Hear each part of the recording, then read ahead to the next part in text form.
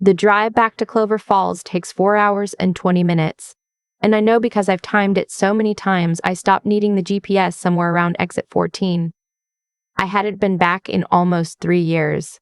Not since my stepmother looked me in the eye at my grandmother's kitchen table and said very calmly that I had wasted every opportunity my father had ever given me. That I was 31 years old with nothing to show for it. That she hoped, for my father's sake, I would eventually figure out how to be someone worth being proud of. I smiled at her. I didn't say anything. I drove home in the dark, and I didn't cry until I hit the interstate. That was the last time I sat at that table. The reason I went back this spring wasn't my stepmother. It wasn't even my father exactly. It was the official letterhead, county seal in the corner, informing my father that he had been selected as this year's honoree at the Clover Falls Public Service Recognition Dinner. 41 years as a county building inspector, bridges, schools, fire stations, work that kept other people safe and that nobody thought to celebrate until the guy doing it was nearly 70 and starting to slow down. My half-brother texted me about it. He's 23, still lives at home, and he's the only one in that house who still talks to me with any warmth in it. Dad would want you there, he wrote. And then, after a pause, I want you there. So I went. I didn't tell them I was coming. I told myself it was because I wanted it to be a surprise for my father. But honestly, I think I just didn't want to give my stepmother time to prepare whatever speech she'd been saving up since the last time she saw me. I packed one dress. The kind you wear when you want to look like you didn't try too hard, but actually thought about it.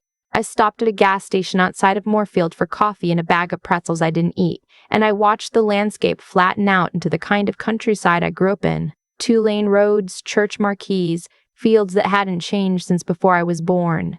The radio found a country station before I asked it to. I left it on. My father grew up in Clover Falls. His father was a coal man, and his mother kept books for a hardware store that closed before I was born. He talked about this town like it was both the place that made him and the place he'd never quite escaped, and I think for most of his life he wasn't sure which one was true. He raised me here after my mother left when I was 6. He remarried when I was 12, and her name is Patrice. And from the first month she lived in our house, she made it clear, not in words, not in any way you could point to, that I was a complication she had agreed to manage, not a daughter she had chosen. She isn't a cruel woman. That's the thing that took me years to understand. She's the kind of person who is so certain she's right that she never needs to raise her voice. She just states things. She just decides things. And she decided early that I was unfocused, irresponsible, and too proud to accept help when it was offered.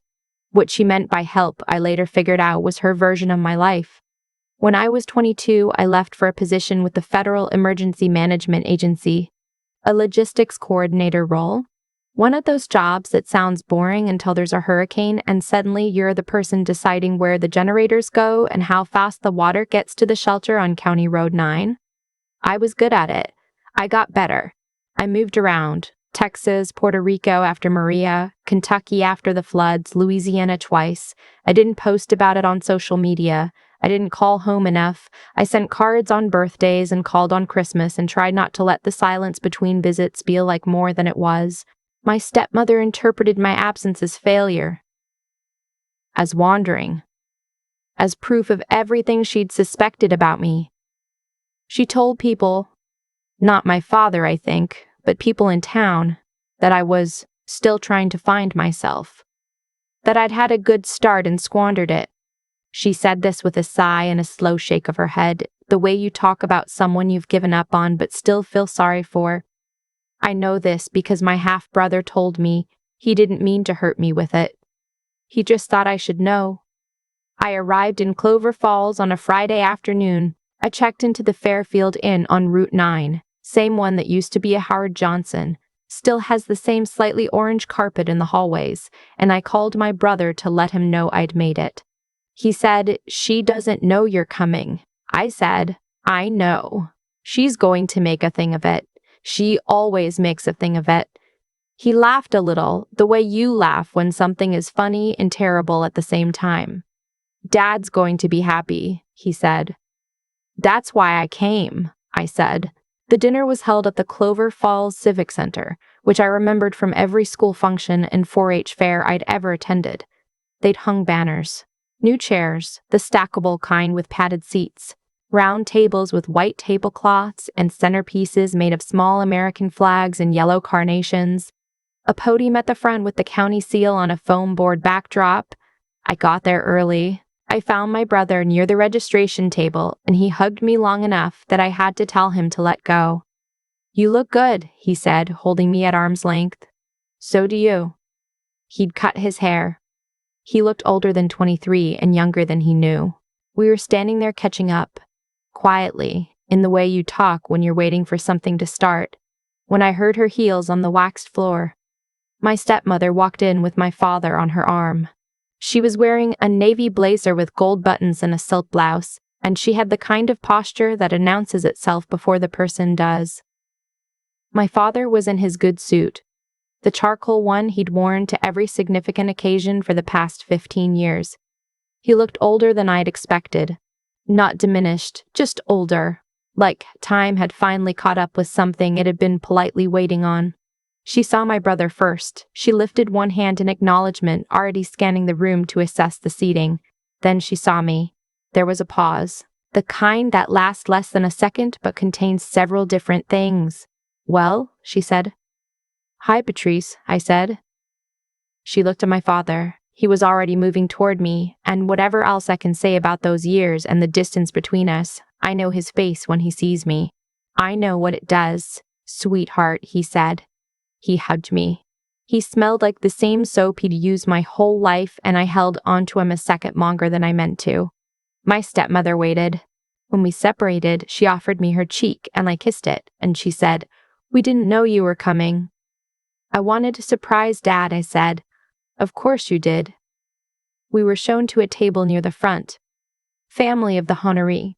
I sat next to my brother. My stepmother sat next to my father, across from me, and she spent the first 20 minutes of cocktail hour rotating between table conversations with the efficiency of someone who has been managing public appearances for a long time. The room filled up. County commissioners, school board members, old colleagues of my father's, people I half recognized from childhood, faces I'd have known better if I'd stayed. A woman from the Historical Society who taught me piano for one terrible winter when I was 9. The fire marshal, a big man with a white mustache, who'd worked with my father for 30 years and called him by a nickname I'd never been told the origin of. And others, people I didn't recognize. Some in suits, some in uniform.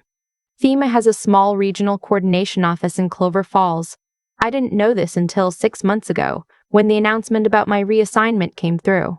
It's a new office, set up after the flooding 2 years ago, designed to keep a permanent federal presence in the corridor. I'd been assigned as Regional Coordination Director, effective June 1st, which meant, among other things, that I was technically already the federal point of contact for this county. I had not told my father this yet. I had not told anyone in that family. I planned to tell my father that night, quietly, privately, when the moment was right. Dinner was served: roasted chicken, green beans, rolls that came in a basket lined with cloth. And my stepmother, midway through the salad course, turned to the woman seated to her left, a city councilwoman named something I didn't catch, and said, loud enough that I could hear clearly, "Our daughter has been with the federal government for a few years. It's a perfectly good job for someone who isn't quite sure what direction they want to go. Some people need more time." She smiled at the councilwoman. The councilwoman nodded pleasantly. I picked up my fork. My brother looked at me. I looked at my fork. She continued, still at that same carrying volume. "She moves around a lot. I keep hoping she'll settle somewhere. Maybe start a family. She's 31. The clock doesn't stop." I took a bite of chicken. It wasn't the worst thing she'd said to me or about me. It wasn't even close. But there's something specific about being talked about, like you're not in the room when you are sitting 4 feet away, that takes a little piece of something you don't get back. My father was talking to the fire marshal. I don't think he heard her. My brother put his hand briefly on my arm under the table. I didn't look at him. I just breathed. The program began after dinner. The county commissioner gave a short speech about public service and institutional memory. A representative from the state assembly read a commendation. A former colleague of my father's, a man who'd worked with him for 20 years and had the build of someone who used to do hard physical work, got up and told a story about a bridge inspection in 1987 that got a laugh and then a long, warm silence. Then they called my father to the podium. He doesn't like speaking in public. He never has. He held his notes in one hand and his reading glasses in the other, and he switched between them and finally put the glasses on and cleared his throat. He thanked the county. He thanked his colleagues. He mentioned my half-brother by name and looked at him. And my brother sat up a little straighter. He looked at my stepmother and thanked her for 40 years of patience and dinners that were on the table, even when he was late. He paused. He looked at me. And my daughter, he said, who surprised me tonight by being here. I don't think she knows how proud I am. He looked back at his notes. My stepmother smiled in the direction of the podium. I looked at the carnations in the centerpiece. After the formal program, the room loosened. People stood and moved around, found old friends, refilled their coffee cups. I was talking with the fire marshal, who turned out to have known my mother, briefly, which I had not known, when I noticed a small group of people near the side entrance that I hadn't seen come in, 3 of them in civilian suits, 1 in uniform. The uniform was federal. I recognized it before I processed the rank insignia. And then I saw the insignia and something in my chest went very still. She was maybe 60, with close-cropped silver hair and the posture of someone who has been carrying authority long enough that it doesn't show anymore because it's simply part of how she stands. She was scanning the room the way you do when you know exactly who you're looking for, but you don't want to seem like you're looking. Her eyes found me. She said something to the man beside her. He nodded. She walked across the room toward me. The fire marshal, mid-sentence, trailed off. I set down my coffee cup. She stopped in front of me and extended her hand. "Ms. Hargrove," she said. I shook her hand. "Administrator Dench," I said. She smiled. The specific, brief smile of someone who is aware they are being observed. "I heard you were in town. I was at the regional housing meeting this afternoon, and they mentioned the new coordination director might be at this event." She glanced at the podium, where my father was now being photographed with the county commissioner. "Your father?" "Yes, ma'am. He must be proud." Behind her, I was aware, without looking directly, that my stepmother had crossed the room.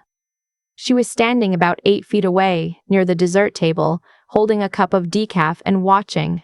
Administrator Dench turned slightly, taking in the room. Then she looked back at me and said, not loudly, but not quietly either, "I want to say formally, welcome to the region.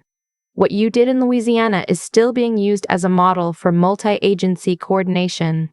The director mentioned you by name in the March briefing. You're exactly what this office needs."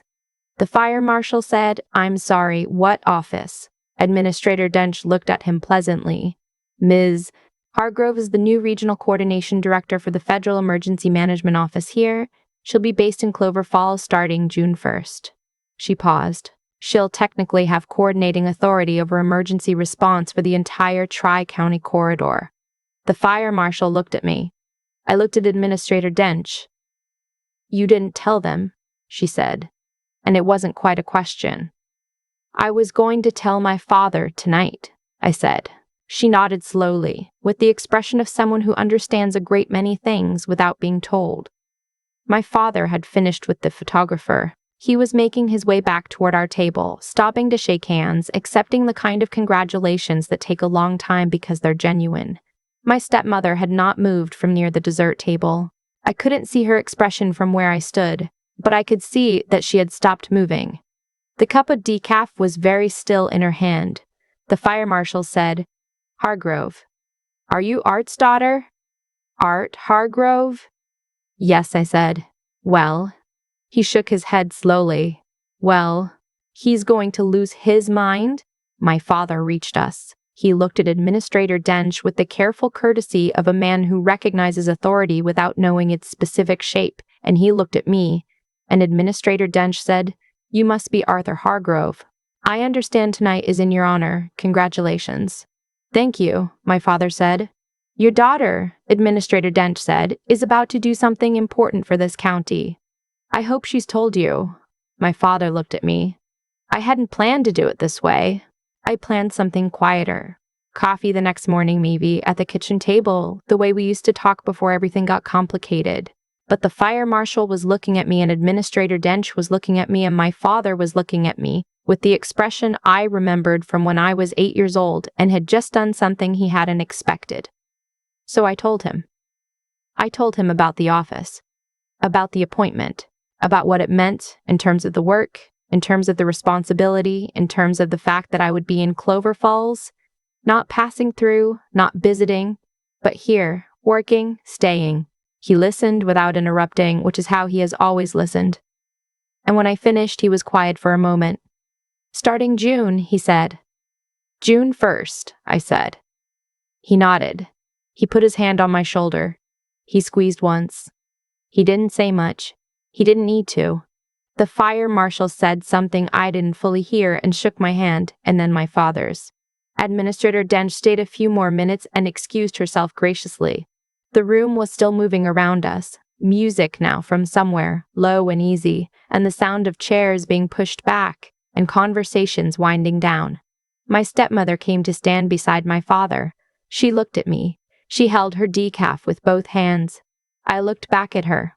There are moments when you imagine, for years, what you would say, the speech, the list of everything that should have been said sooner. The clean, devastating thing that would reorder history. I had my version. I'd written it in my head 100 times on 100 drives home. I didn't say any of it. She said, "You're moving back." "To the area," I said. "I'll live here in the county." She said, "I didn't know." "I know," I said. My father was looking at the middle distance, at nothing in particular, in the way he does when he is working something out and doesn't want anyone to see him doing it. My half-brother appeared at my elbow. He'd clearly gotten most of it from the fire marshal because he was grinning in the helpless, unguarded way of someone who cannot quite believe the thing that just happened. "You could have told me," he said. "You would have told her," I said. He considered this. "Yeah," he said. "I would have."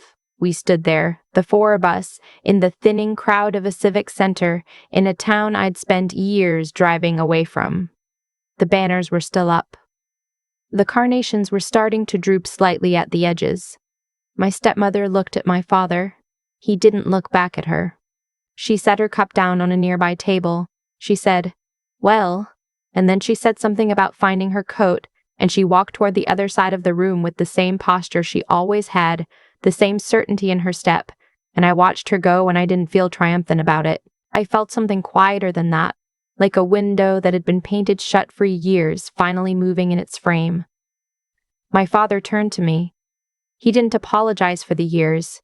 He didn't try to explain the kitchen table or the silence or the things he didn't say when he should have said them. He's not that kind of man, and I've known that long enough to have made my peace with most of it. He just said, "I want to have breakfast tomorrow, just us." I said, "I'd like that." He nodded. He looked around the room once more, at the fire marshal, at the flags, at the foam board with the county seal, and then back at me. "I am," he said, "proud. I want you to know that." I knew. I just needed once to hear him say it without a room full of people waiting to see what he'd do next. Without a speech, without an occasion requiring it. Just that sentence, spoken without audience. Not dramatic, not emotional. Just true.